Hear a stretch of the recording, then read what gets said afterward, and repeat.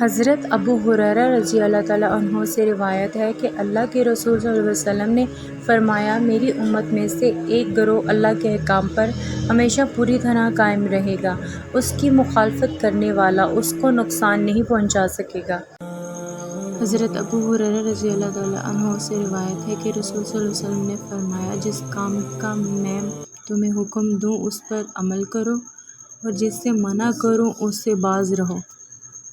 حضرت ابو ہریرہ رضی اللہ تعالیٰ عنہ سے روایت ہے کہ رسول صلی اللہ علیہ وسلم نے فرمایا، میرے لیے زمین مسجد اور پاکیزگی حاصل کرنے کا ذریعہ بنا دی گئی ہے۔ صفینہ رضی اللہ تعالیٰ عنہ سے روایت ہے، انہوں نے فرمایا، رسول صلی اللہ علیہ وسلم ایک مد پانی سے وضو اور ایک صاع پانی سے غسل کر لیا کرتے تھے۔ حضرت عبداللہ بن عمر رضی اللہ تعالیٰ عنہما سے روایت ہے، رسول صلی اللہ علیہ وسلم نے فرمایا، سیدھی راہ قائم رہو